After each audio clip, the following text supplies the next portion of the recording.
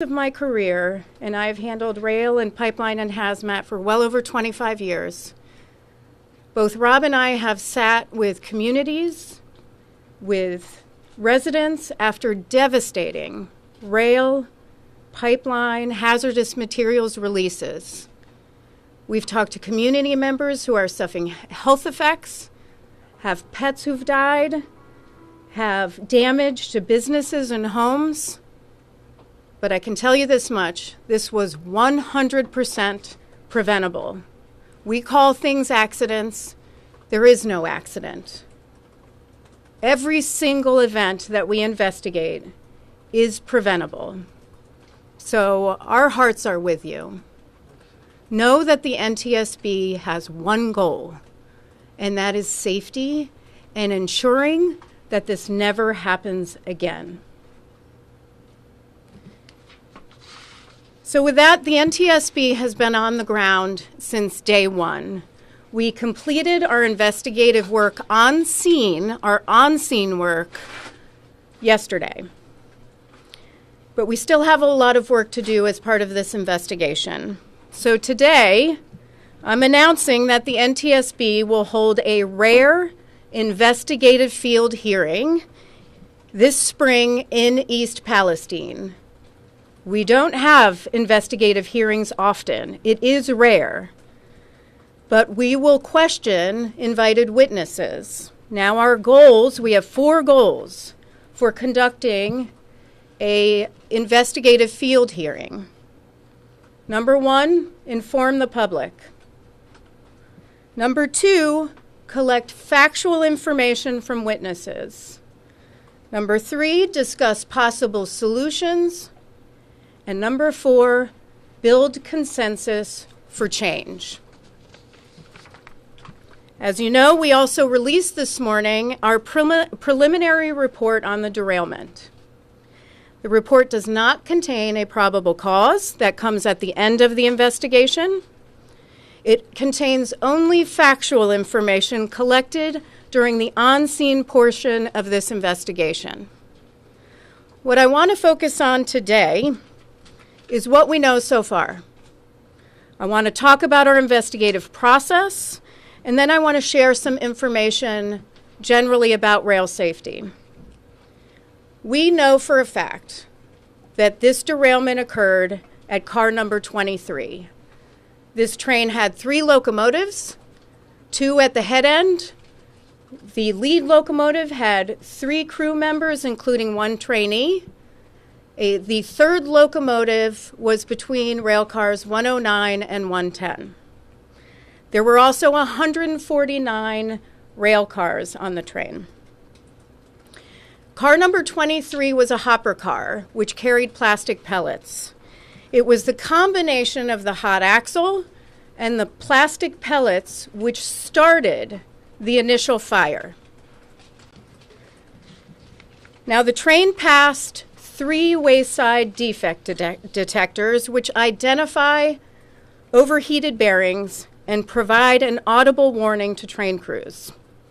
At each detector, the recorded temperature of the bearing increased from 38 degrees Fahrenheit above the ambient temperature, which at the time was 10 degrees Fahrenheit, to 103 degrees above ambient just 10 miles later.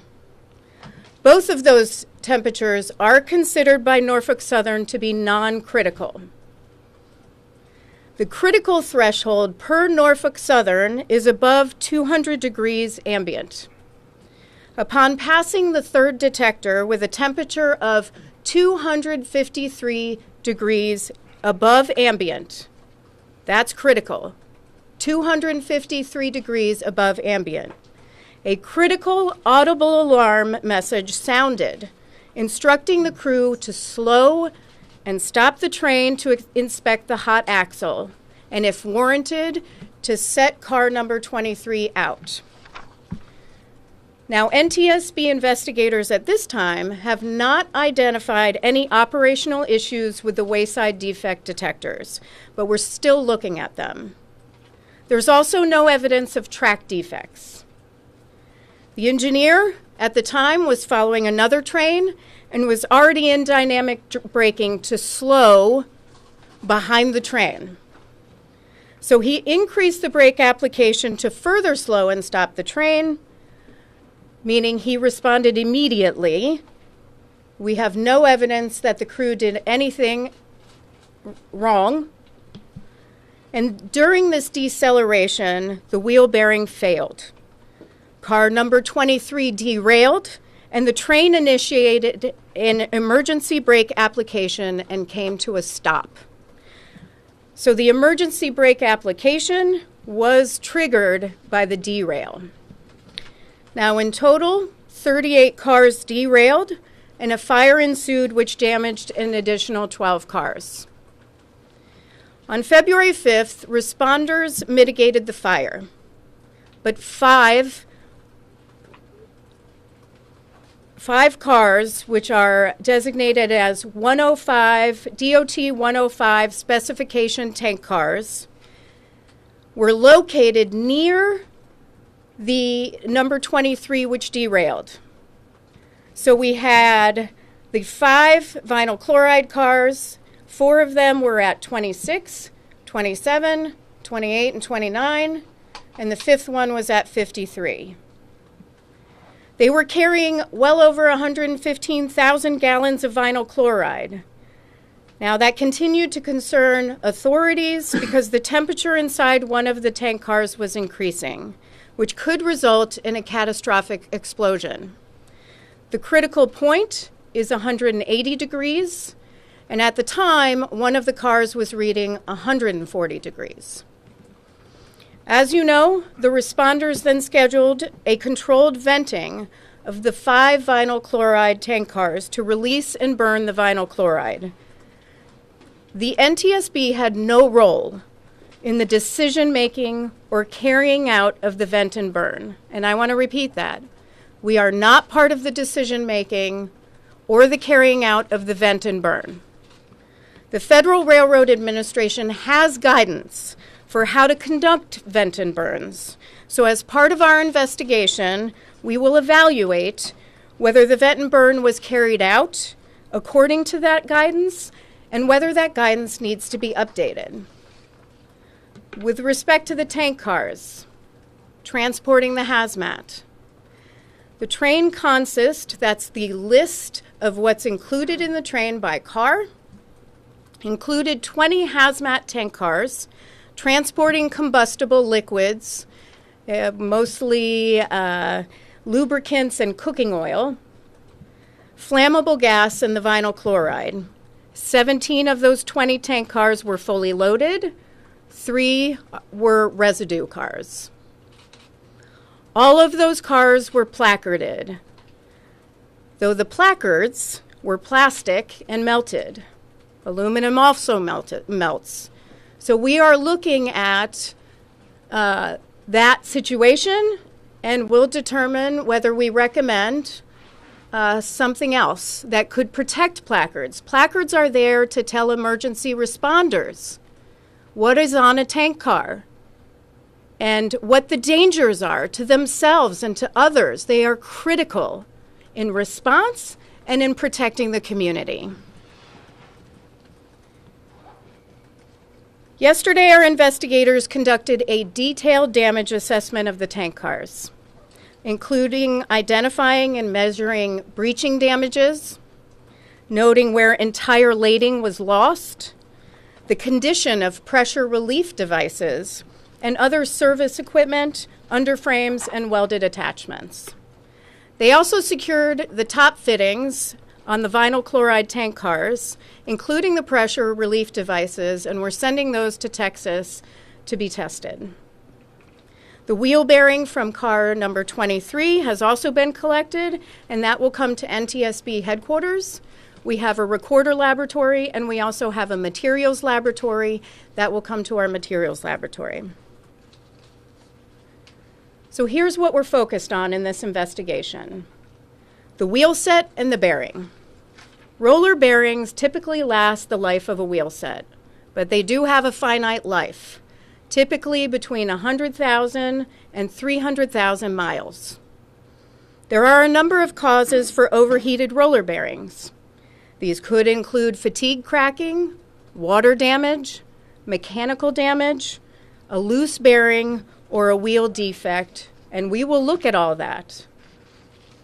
We will look at rail car design and maintenance practices of Norfolk Southern, as well as Norfolk Southern's inspection procedures. We'll also look at any history of prior accidents involving car number 23 and this wheel set. We'll look at tank car design and derailment damage. The 105 vinyl chloride cars were insulated, which actually helped at the beginning. There are federal regulations which state that that car needs to be able to be cooled for 100 minutes. We all know the fire lasted well longer than the 100 minutes. What that means is after that time, the insulation actually kept the cars from cooling. So we're going to look at that. Also, 15 DOT 111 tank cars were transporting hazmat. Those were on the train. Now, why does that matter?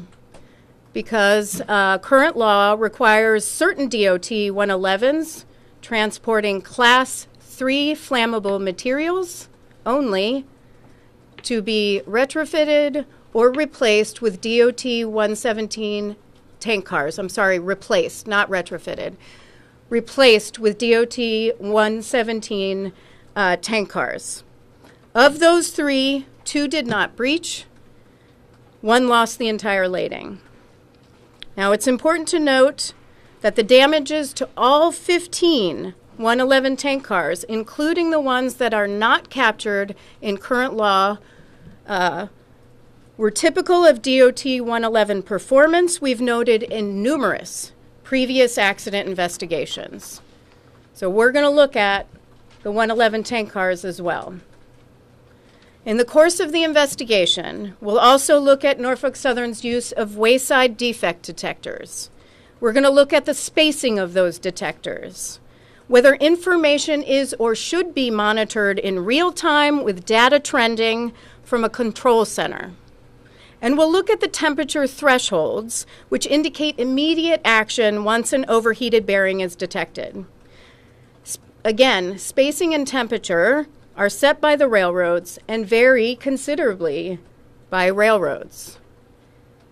We'll also look at how crews are alarmed and the instructions for responding to those alarms. Now, roller bearings fail. But it's absolutely critical for problems to be identified and addressed early so these aren't run until failure. I'm going to quote a report from the Transportation Safety Board of Canada in a 2013 report which looked at Wayside defect detectors and roller bearings. They said, "It is recognized in the railway industry that wheel set roller bearings can fail catastrophically in as few as 10 to 15 miles on a train traveling at track speed. You cannot wait until they've failed.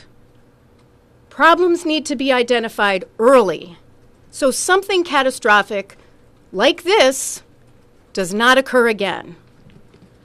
This, of course, was much earlier than 10 to 15 miles, so we're going to look at that. Finally, we're going to look at the accident response, including how responders and the public received information prior to and right after the derailment. An informed public can be prepared to implement protective actions when accidents occur. While the general public may not require detailed information, such as the specific numbers, dates, and times of hazmat tank cars traveling on any route, they need to know, absolutely deserve to know, whether they live or work near a hazmat route.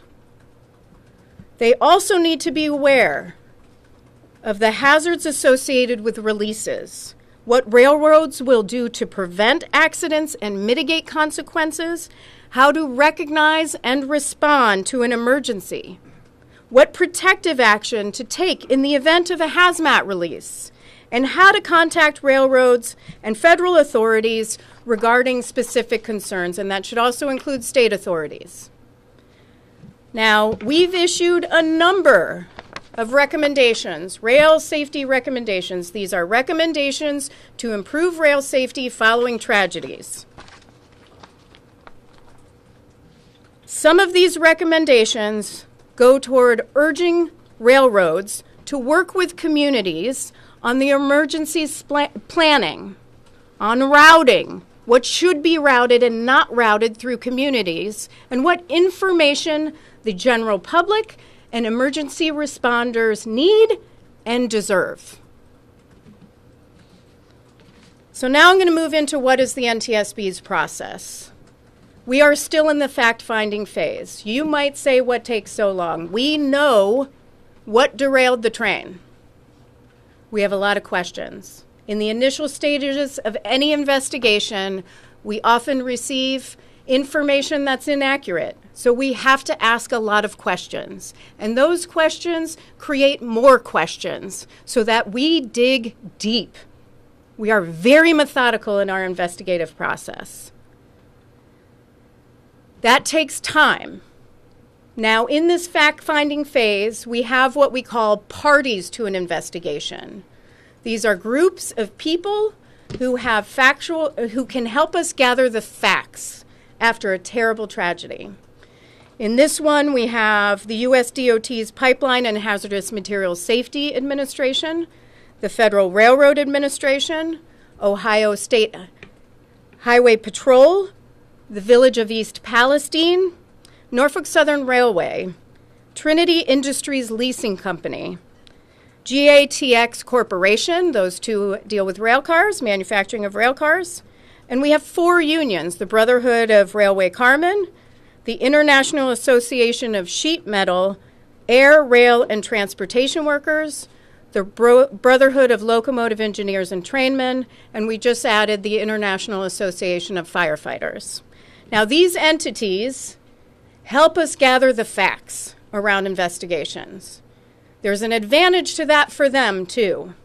They get the facts when we get the facts, and they can take immediate action to improve safety. They do not have to wait for the end of our investigation and should not wait. We expect them to act.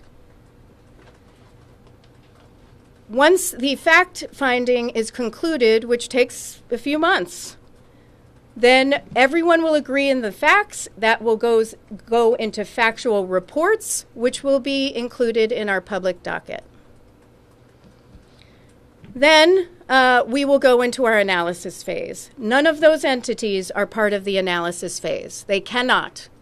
The NTSB is an independent federal entity, and we need to remain independent. So we conduct the analysis of those facts, and we issue safety recommendations in a final report, as well as findings, the probable cause or causes, because there could be contributing causes. And for this one, it'll probably be 12 to 18 months from now. But here's what I'm going to say to the communities, because you might be saying, what takes so long? Again, it takes a long time. We are very deliberative. We are the gold standard when it comes to investigations globally. And we are methodical in our approach. But if we see a safety issue that we need addressed immediately, something systemic, we will not hesitate to issue an urgent safety recommendation. We did that just a few months ago, and FAA acted on that immediately, so that process works. And we will not hesitate to do it again, especially in this one. So with that, there is a lot more work to do. So I'm just going to pledge to the community and to others, we never go away. Our whole goal is to improve safety, to issue safety recommendations to prevent this so East Palestine and other communities never experience this again. We will work then, after those safety recommendations are issued, to get those recommendations implemented. There are recommendations we have consistently worked on for 50 years. Positive train control is a great example. We don't give up, and we won't give up on this one. So thank you. I'm going to take questions. Please raise your hand and state your name and your affiliation. Madam Chair? Yes. Sheldon Ingram, WTAE-TV, Pittsburgh's Action News 4. The fact that the crew didn't try to stop the train until it reached that critical stage, does that suggest a system-wide failure, that they weren't alerted or didn't react sooner than when it reached 253 degrees? So the question is, why did the crew not react after the first two Wayside detectors, where it was identified 38 degrees above ambient temperature, which was 10 degrees at the time, and then 103 degrees. They did not react till 253. Those two initial temperatures are designated by Norfolk Southern as non-critical. The information they receive is they don't have to do anything, so they were following procedures. Once they got the critical alarm of 253, they took immediate action. In your estimation, does that warning threshold have to change? We're going to look, so the question is, does that warning threshold have to change? The warning threshold is set by railroads, and again, it varies by railroad. We're going to look at that and see if that threshold should change. That's going to be one of our priorities in this investigation. Tom. Tom Costello with NBC News. Is there any suggestion yet what actually caused the overheating? You said there's a list of possibilities, but is there any leading candidate what was causing this overheating with the bearings and potentially then the axle? The question is what was causing the overheating of the bearing and therefore the axle? It's a great question, and it's something we have to look at as part of this investigation. Right now, we've collected information that we need on scene, the type of information that goes away when we release all the rail cars and when we release the scene. But that is exactly what we have to look at. I'll tell you one thing. We have one of our incredibly skilled investigators looking for other cameras along the route, just to see if we could see other things. There was that one video that was aired. We want to see if there are other ones, because what we're getting from the defect detectors, we want to make sure, does that match up? So we're digging into that. Amanda. Hey, Amanda from ABC News. Thank you so much. Back to the wheel bearings. That increase in temperature over that short distance, does that raise alarm bells to you? And was it too late by the time the crew was notified? And why are those standards not set by the government? Was it too late by the time they were notified of 253 degrees Fahrenheit? And is that something that should be set by the government? I will tell you that had there been a detector earlier, it would not have, that derailment may not have occurred. But that's something we have to look at. And we'll have to look at lack of federal regulation, see if there's any guidance from the Association of American Railroads on that and what they follow. But that is definitely something we have to look at, because there is a great amount of variance between different railroads. Does that answer your question? Alan.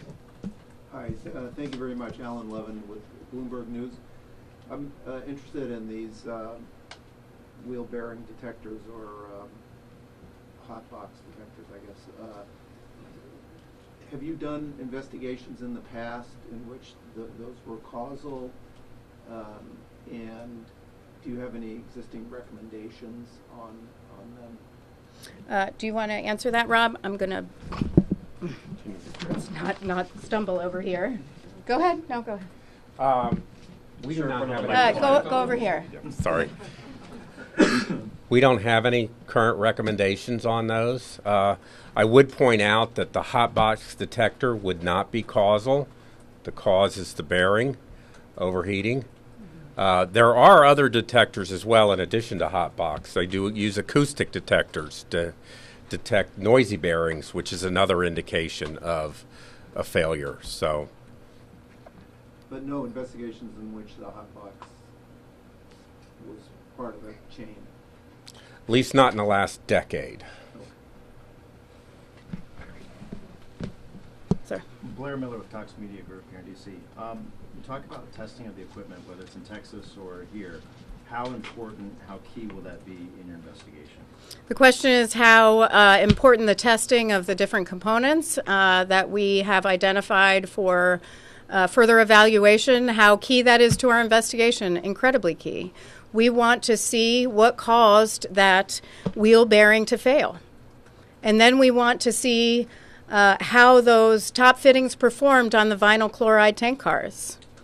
So that will be key to those will be key to our investigation. Ian Duncan with the Washington Post. Just Hi, another Ian. question on the thresholds. I saw some reporting this morning that 95-degree difference between the bearings on each side of the train is a common threshold. It looks like Norfolk Southern set that at 115. I think that there's potentially a greater than 95-degree difference at the second detector.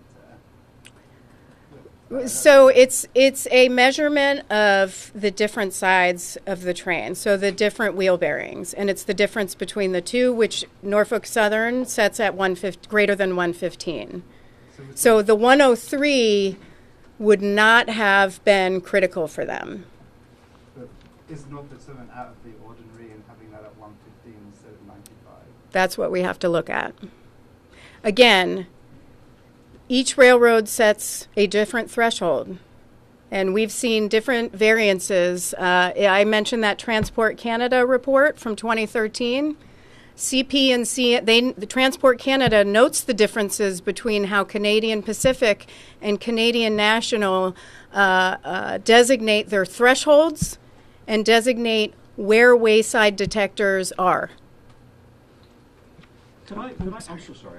Could you maybe paint a picture for us? Is this a box, an infrared box on the side of the tracks that the train goes by? I guess I'm trying to visualize how exactly this works. And I'm picturing a box with an infrared scanner that is reading the undercarriage of the train. Is that accurate? Yeah, it actually points up, but I will let our experts. Yeah, that's essentially what it is. That's essentially what it is. In this case, it was down on the ground, pointing up. The train goes over the top of it. Over the top of it. Okay. In some of these wayside detectors, not here, they're actually a shed that the train drives through, which protects everything from the elements. But there are a number of different types of detectors. Again, it's something that's not regulated. And is it using an infrared beam, or help me make sure we're using the right language here? That's my understanding, is that it's infrared based. Yes. Then we'll go over here. All right, Zach Ledrick, The Hills. Thanks for doing this. Can you speak to whether or not there's been any determination, whether you can say at this point whether there was any wrongdoing on Norfolk Southern's part? The question is, was there any wrongdoing on Norfolk Southern's part? We'll have to evaluate that during our analysis. Once we have all the facts, we will look at the analysis. I think we will do our own analysis. The advantage to having the Federal Railroad Administration and the Pipeline and Hazardous Materials Safety Administration as parties to our investigation is they have enforcement authority. They're getting the factual information when we are getting the factual information, so they can take action on enforcement. They'll know. Tanya Snyder with Politico. It seems from your report and what you've said here that the engineer braked and then the automatic emergency braking kicked in. Mm-hmm. And then they got out and visually saw that the train had derailed and that there was a fire.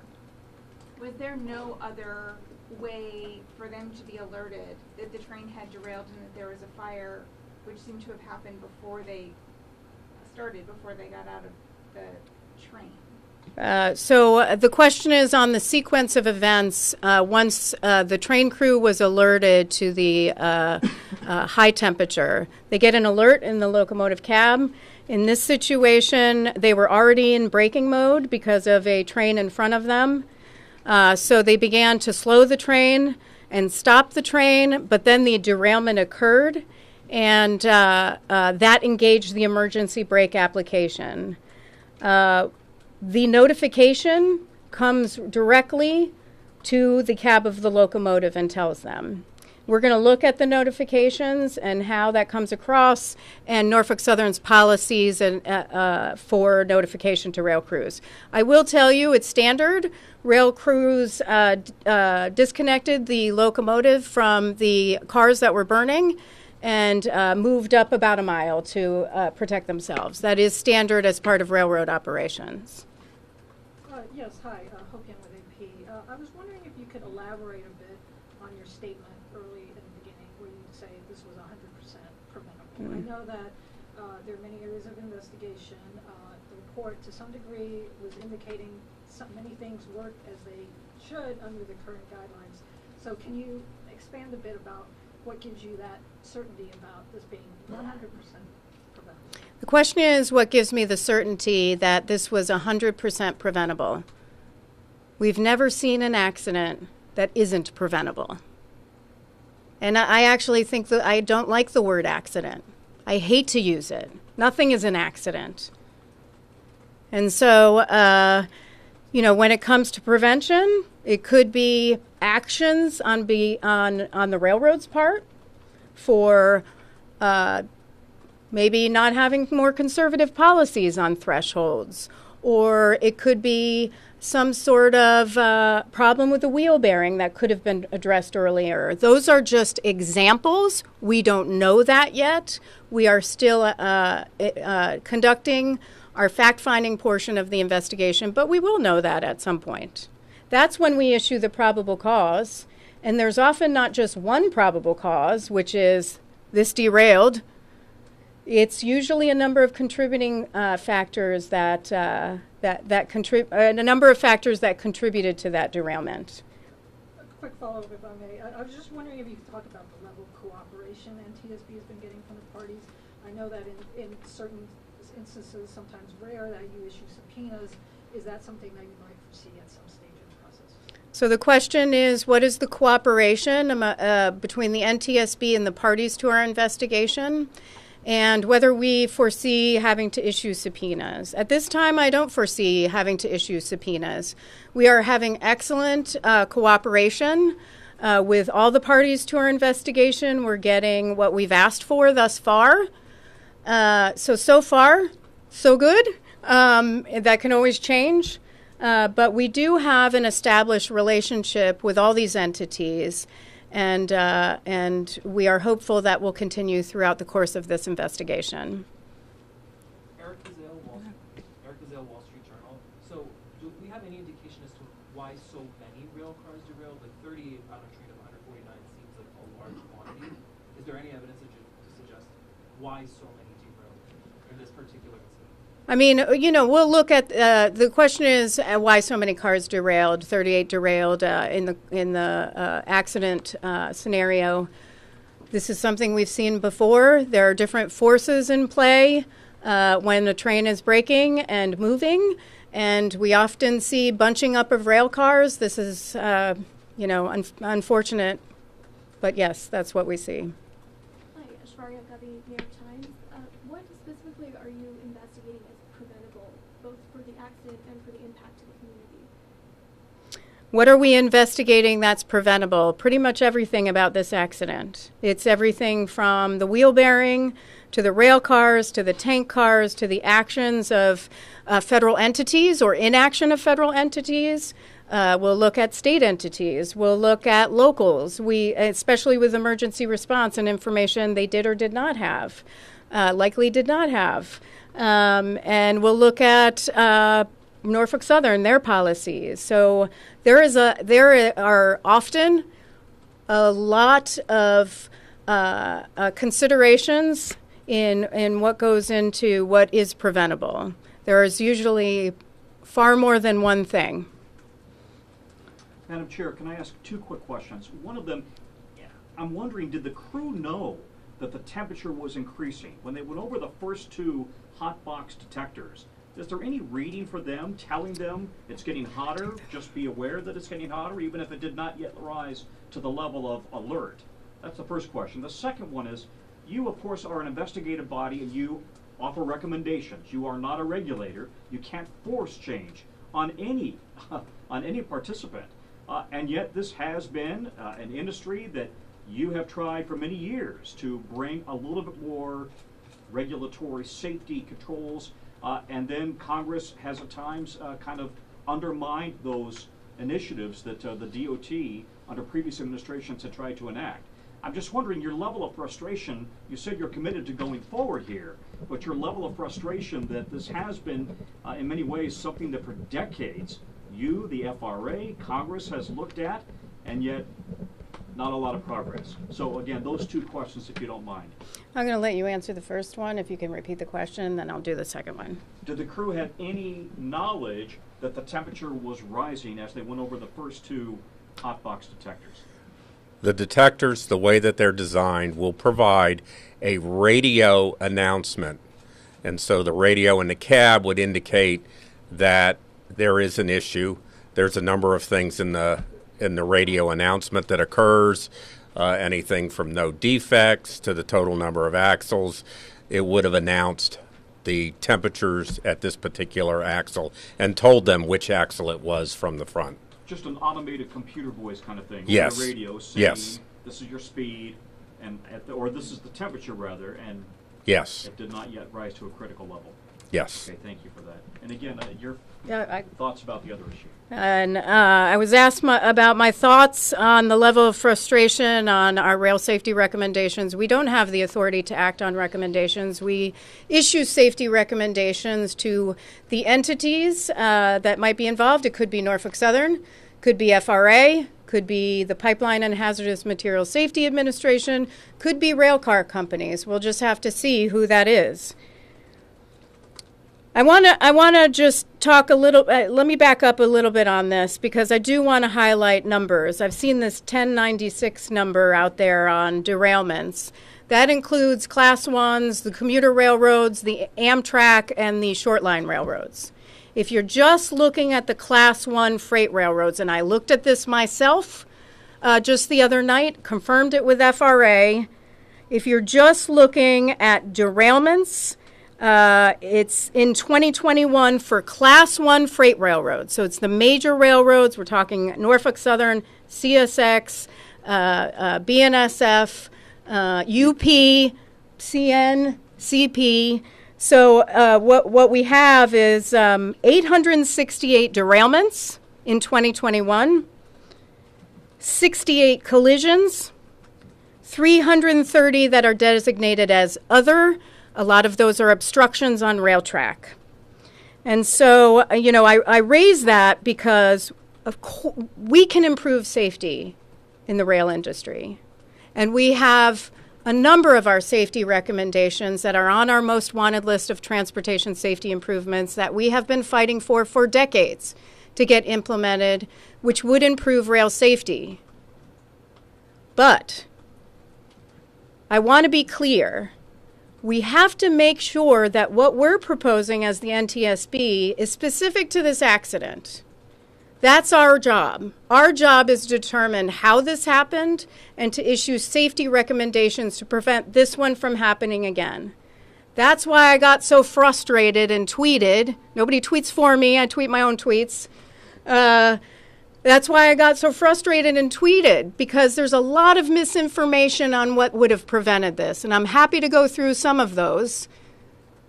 This is a community that has been devastated. They deserve to know what happened, how to prevent it from happening again. They deserve to have the right solutions. Often during our investigations, everyone is guessing. I saw it all over media, which was driving me nuts. And,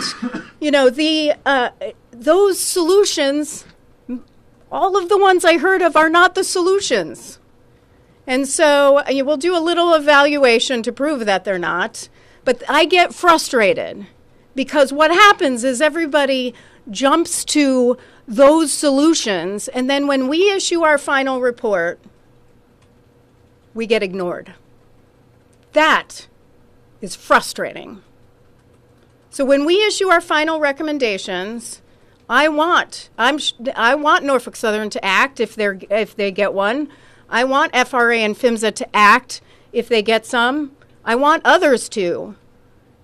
We need action on what would prevent that from happening again. That is our goal. Yeah, James from Fox. I just want to get an understanding of the timeline in terms of the toxic chemical release. Was the NTSB notified immediately afterwards, or when exactly was NTSB notified that there was potentially this mild chloride release? And do we have an exact time of understanding of when that became apparent to the first responders also coming on scene? Because that's what has not been shown in the preliminary report. The question is, when were we notified of the derailment? I am going to let Rob answer this question, but I'm going to start with, we do have a response operations center that works 24/7. Dedicated professionals that are monitoring social media. They have television screens. They get input from the National Response Center, which is where the railroads and others are supposed to report any type of tragedy. But for this one, I will let Rob address the specific question. And specifically at the moment where the toxic chemicals released, when were you notified and the community as well? So our notification would be the notification with the accident. The Coast Guard operates a National Response Center, which you can think of as a 911 for the country.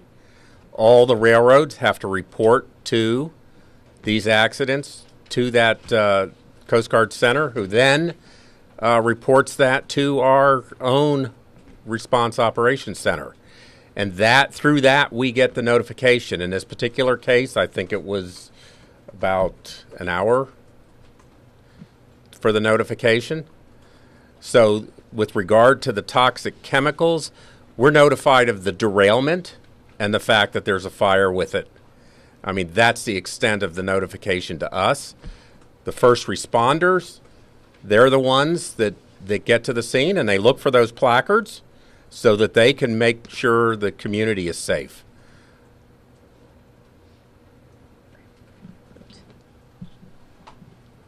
Can you say a little bit more about the polymerization of the vinyl chloride that was happening inside one of the rail cars and why that was happening in one rail car, not the others? What was going on with the integrity of the car itself to make that happen? The question is about the polymerization that was going on in the vinyl chloride tank cars and why one tank car and not the other tank cars. So vinyl chloride, it's a monomer, and it's actually the monomer from which we make PVC, polyvinyl chloride. And so there was a chemical reaction. It was initiated by the vinyl chloride monomer getting too hot. And of course, in a fire environment like that, the amount of heat flux on each car is going to be a little different. So the car that was observed to have the rising temperature probably had the highest heat flux during a fire. That polymerization reaction is an exothermic reaction. So it's going to add heat to the car, which is why the car temperature was rising. It does reach a point where the temperature added by the reaction actually causes the reaction to speed up. So the rising temperature causes the reaction to speed up, which causes the temperature to rise more, and you reach what they refer to as a runaway reaction. And that's what that 180 degrees, you want to stay below that so you don't get into a situation of a runaway reaction. That was the big concern, that would go to a runaway reaction.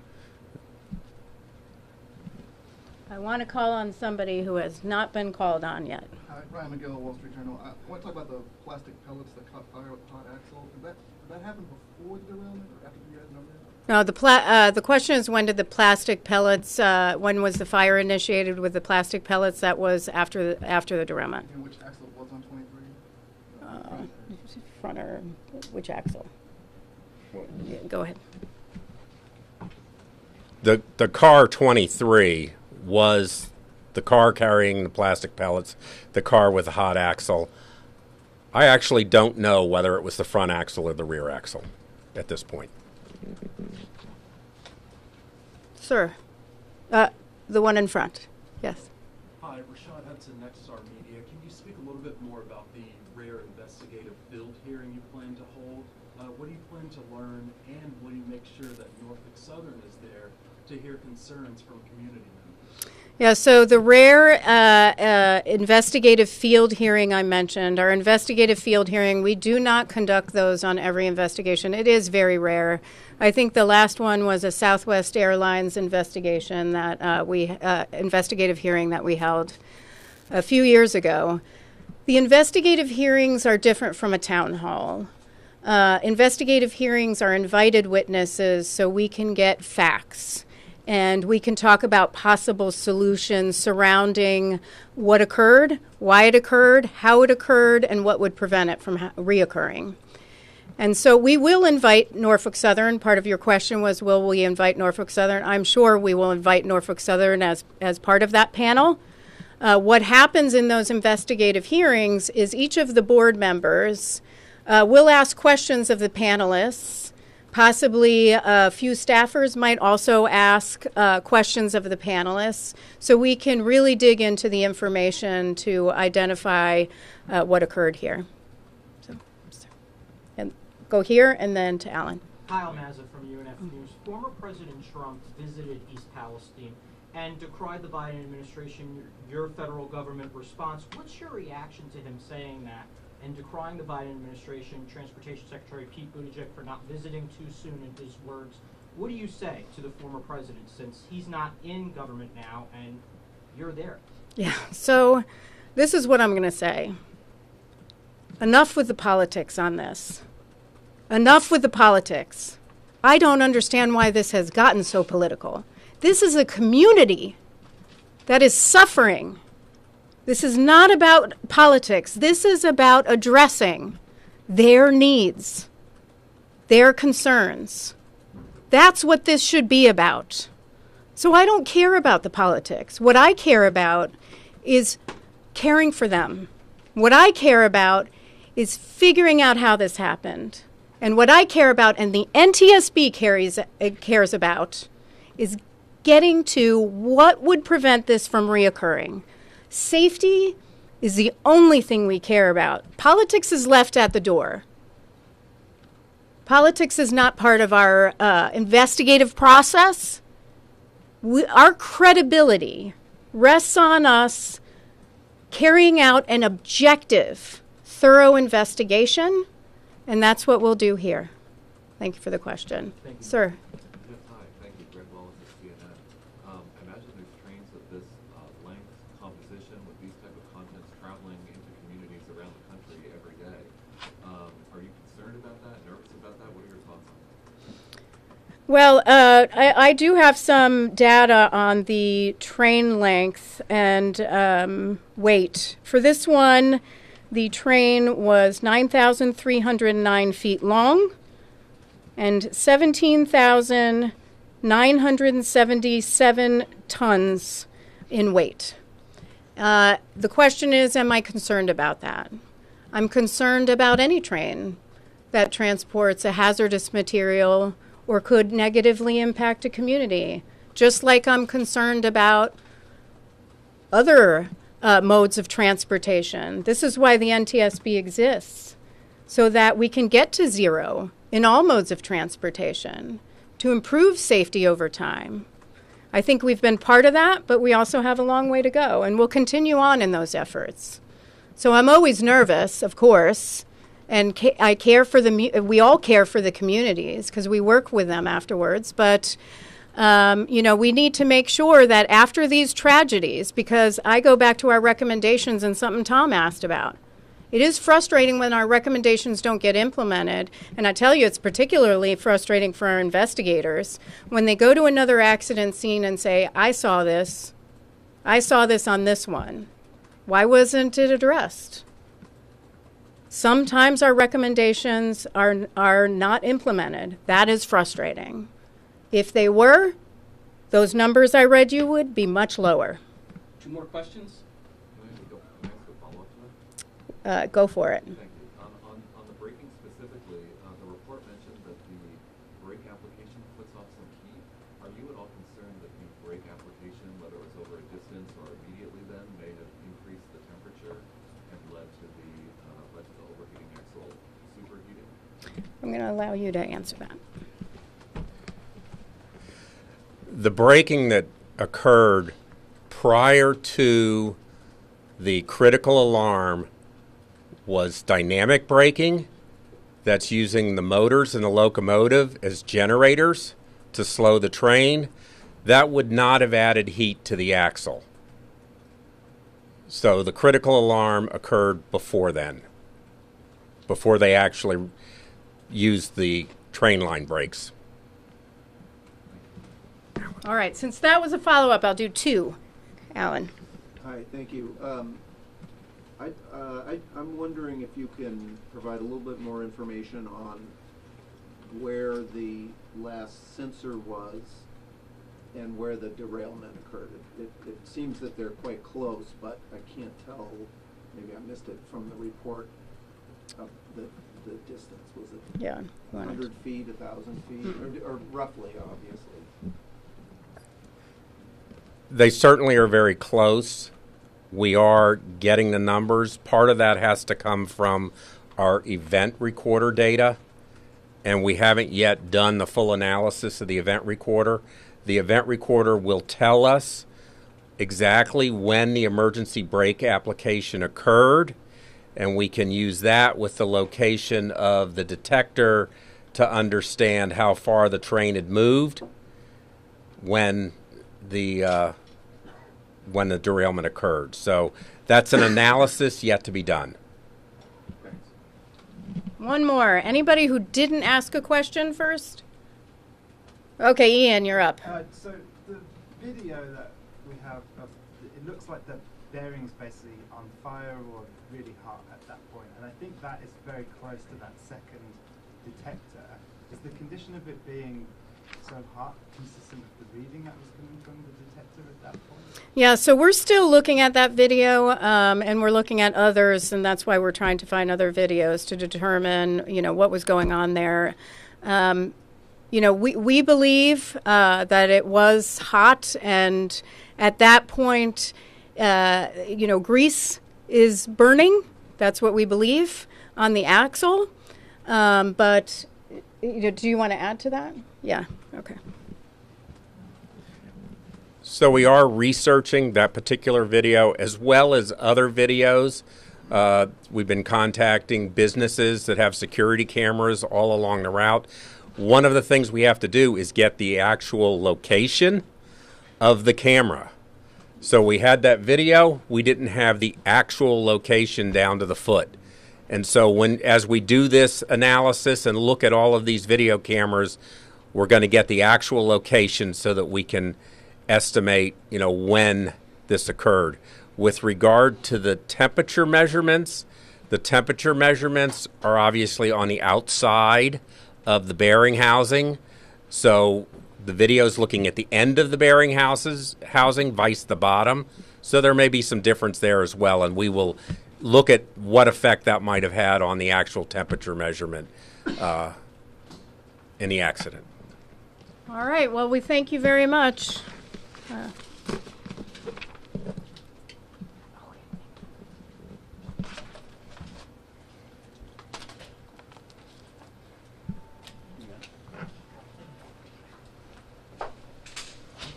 Thank you. Just a couple of housekeeping. Eric Weiss with NTSB Media Relations. Just a couple of housekeeping things. Jen Gabris was the spokesperson for the accident. She was on scene in East Palestine. She's now back. After the preliminary report is out, our policy is to go to the railroad spokesperson. That's Keith Holloway. He's over in the doorway over there. He will be the person for any follow-ups on this accident. It's keith.holloway@ntsb.gov. Thanks so much.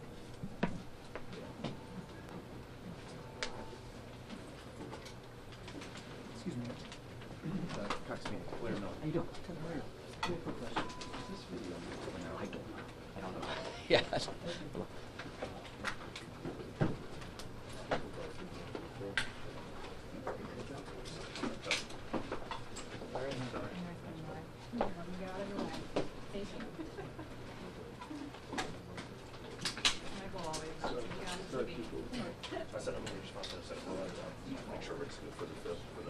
Hey, just one more thing. The crew did not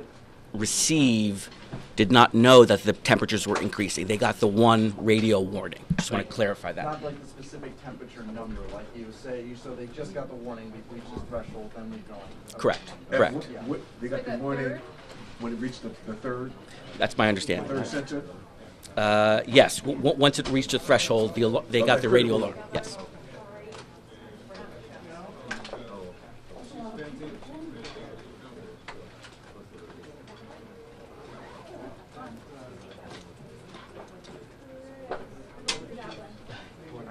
Hey, Eric. Yeah. Where are we gonna do? Hey, Bart. Yes, we're gonna do after we're gonna do it over.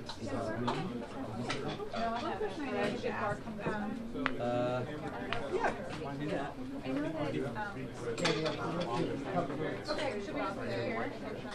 Great. Okay, I'm trying to handle it. Is there, should we take some breaks here? Like, is there any reason, like, is that something you all are looking at, like, That makes but nobody, sense. like, is anybody saying that there's